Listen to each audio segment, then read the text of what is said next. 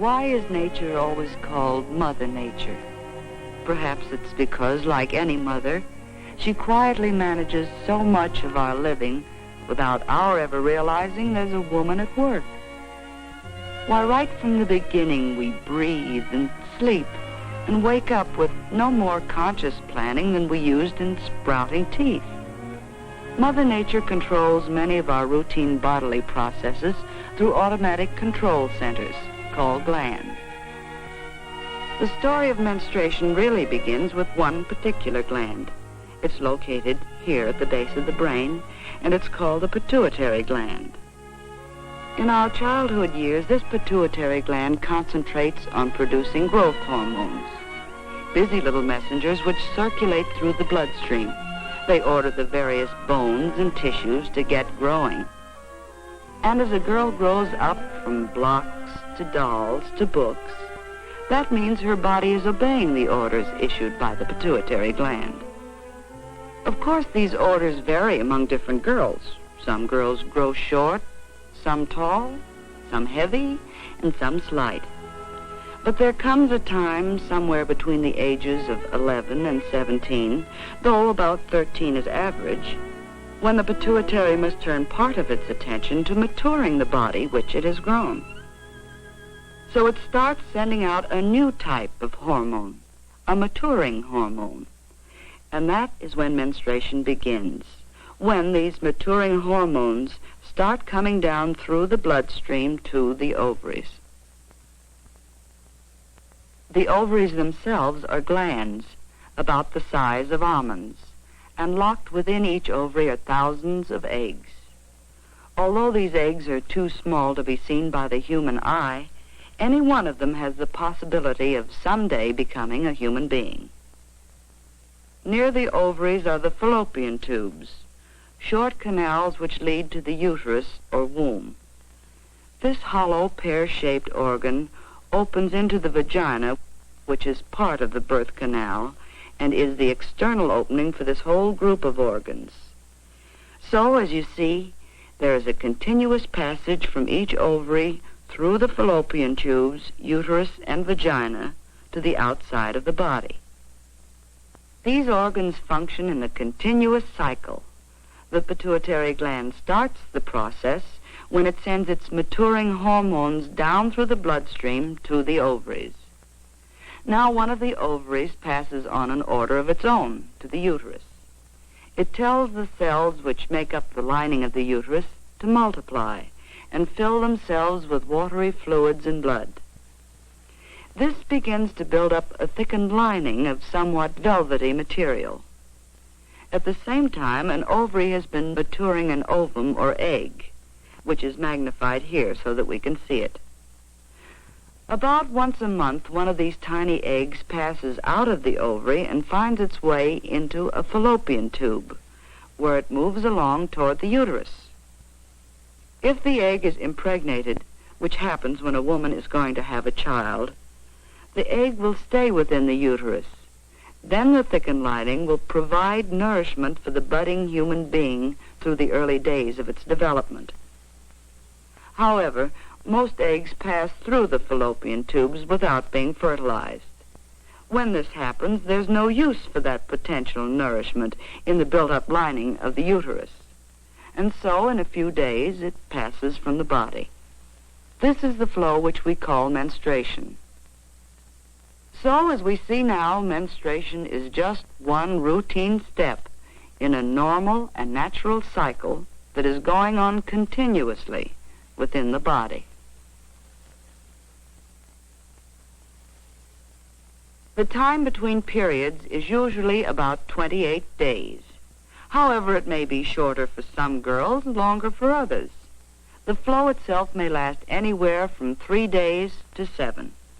Yet each of these different schedules may be normal, for just as the pituitary gland orders some girls to grow short, some tall, some heavy, and some slight, so its orders about menstruation may differ widely among normal women. The important thing is that you should be fairly regular within yourself. Of course, a girl may be irregular during the first year or so, but after that, when her system is settled down into a routine, her period should always be about the same number of days apart and last about the same length of time. Try not to throw yourself off schedule by getting overtired, emotionally upset, or catching cold. And if your timing goes seriously wrong, or you're bothered with severe cramps or headaches, you should have a talk with your doctor. Of course, you'll want to keep a personal calendar. Mark the first day of each period and check to see that there are about the same number of days between periods. It's not only a useful record of past performance, but it comes in handy when you have to plan ahead. This calendar appears in an interesting booklet called Very Personally Yours. This booklet has been prepared to enlarge upon what you learn from this brief film.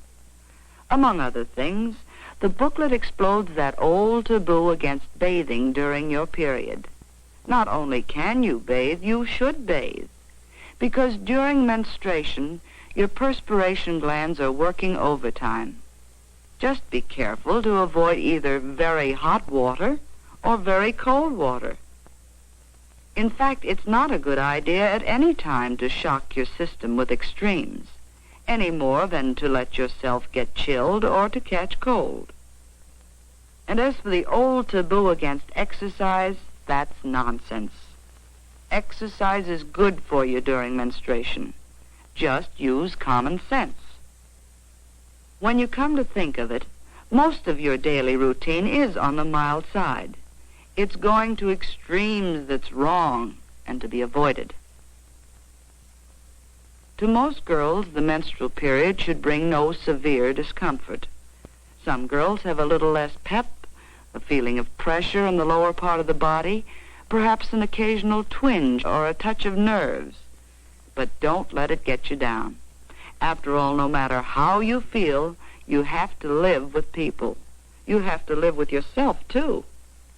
And once you stop feeling sorry for yourself and take those days in your stride, you'll find it's easier to keep smiling and even-tempered. You can do practically everything you normally do.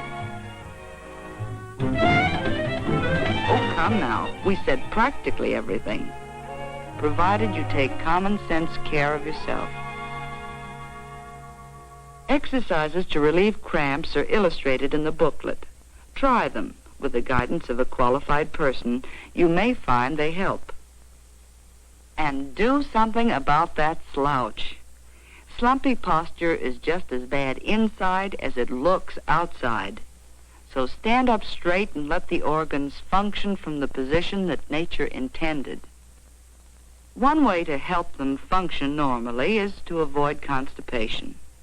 You see, your reproductive organs lie between the rectum and the bladder and their external openings, and constipation will disturb the relationship between these organs.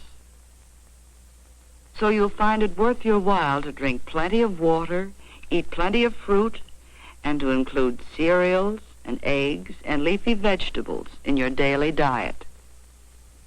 And incidentally, it's smart to keep looking smart. That well-groomed feeling will give you new poise and lift your morale, especially when it's backed up with year-round fresh air and sunshine and plenty of rest and sleep. Because the best possible insurance against trouble on those days is healthy living every day. And that's the story. There's nothing strange nor mysterious about menstruation. All life is built on cycles, and the menstrual cycle is one normal and natural part of nature's eternal plan for passing on the gift of life.